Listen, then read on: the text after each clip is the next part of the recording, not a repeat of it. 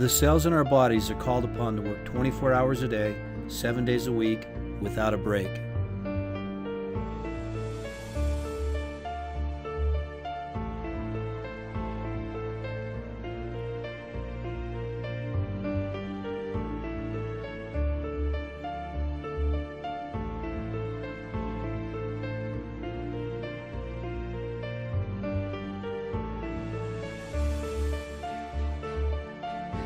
Our cells don't last forever, and when they wear out and die, they need to be replaced.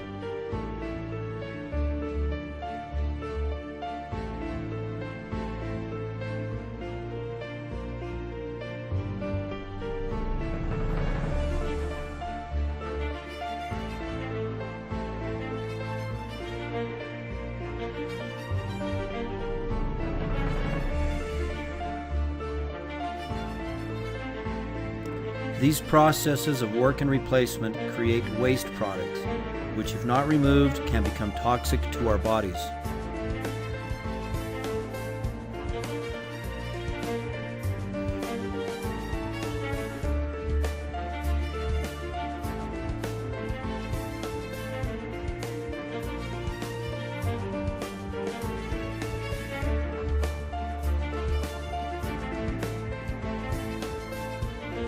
To stay alive, and in order to maintain this ceaseless demand of work, replacement, and waste removal, our cells need energy, and lots of it.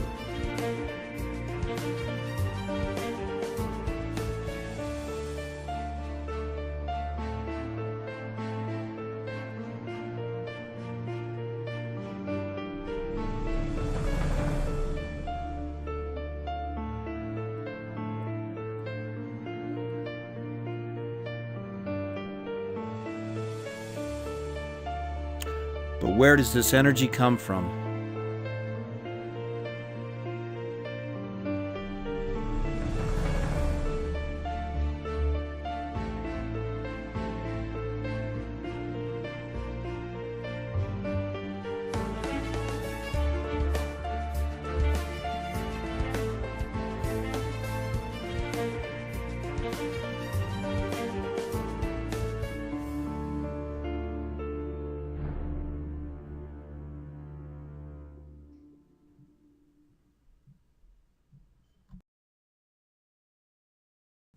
The systems we'll look at that work together to make sure these essential processes occur are the digestive, respiratory, circulatory, excretory, and nervous systems.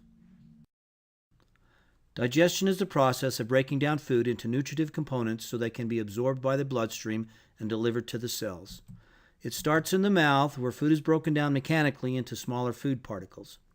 Upon swallowing, these food particles pass through the esophagus. After passing through the esophagus, they enter the stomach. Once in the stomach, chemical digestion then occurs through enzymatic action, with acidic secretions further breaking down the food. After about 2 hours, the food is passed to the small intestine, where the final breakdown of the food occurs. The pancreas and the gallbladder release digestive juices to hydrolyze the nutrients. Finally, the food has been broken down to levels that can be absorbed. The nutrients now travel through the small intestine along the intestinal walls. This happens as a result of the alternating contractions and relaxations of the intestinal muscles, which generate a wave-like motion that pushes the nutrients forward. The intestinal wall is covered with tiny finger-like projections called microvilli. A single microvillus consists of a blood capillary that serves as the entry point into the bloodstream for the absorption of nutrients. Nutrients pass through the microvilli and epithelial cells that line the walls of the small intestine before entering the blood capillary. Once the blood capillary absorbs the nutrients into the bloodstream, it is then circulated throughout the body to provide our cells with the energy to perform essential life processes.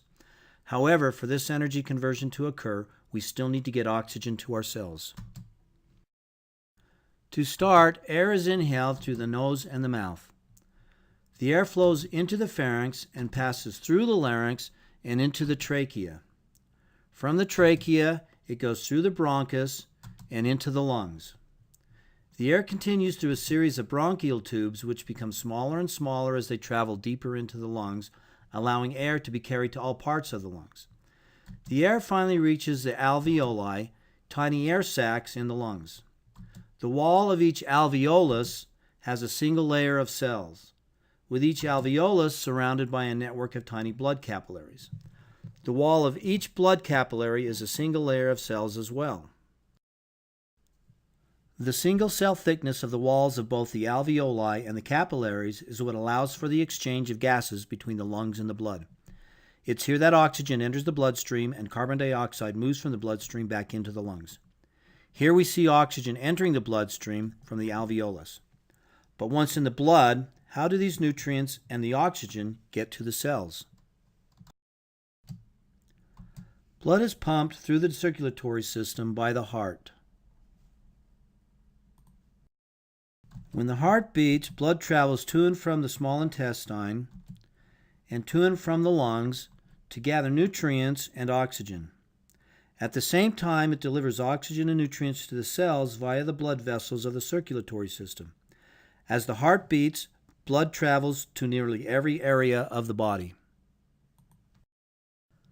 As blood passes through these areas, oxygen and nutrients leave the bloodstream and enter the cells by passing through the cell membrane in a process called diffusion.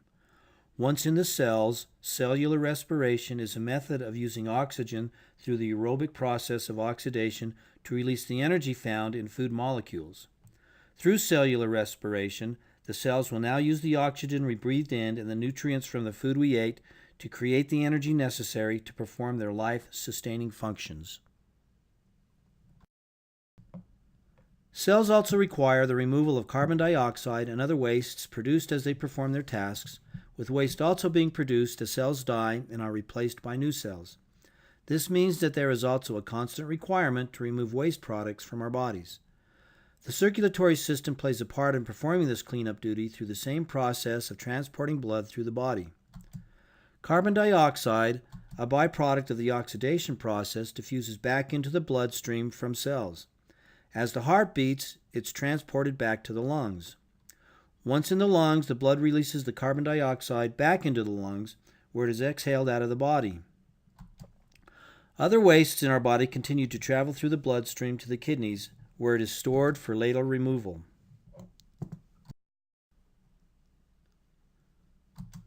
Blood from the body enters the kidney. While in the kidney, the blood is filtered and waste is removed.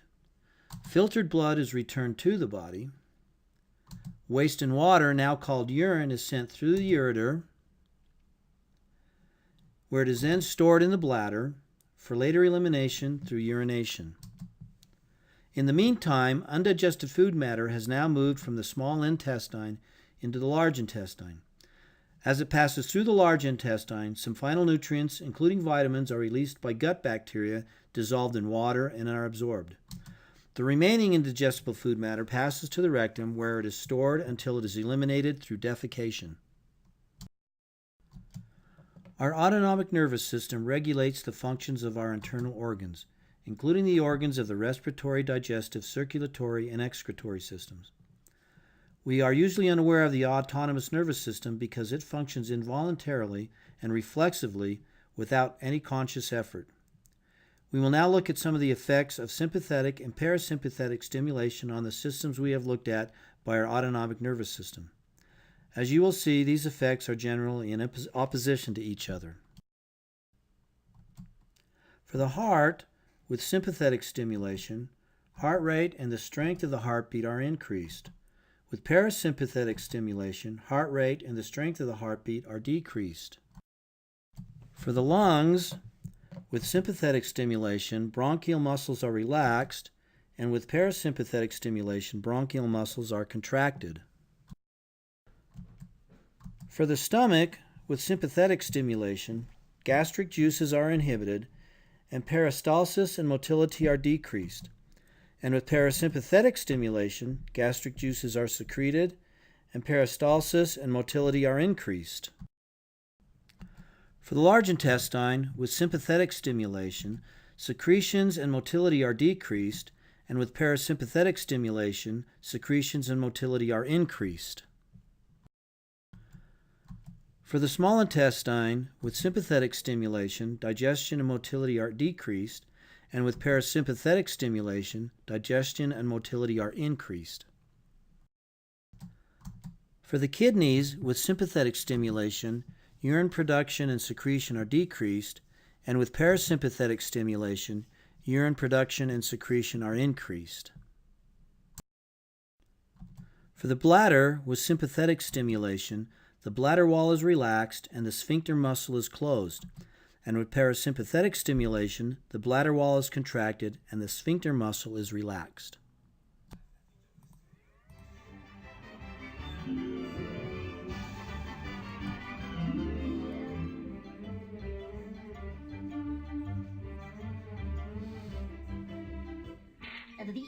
That's all, folks.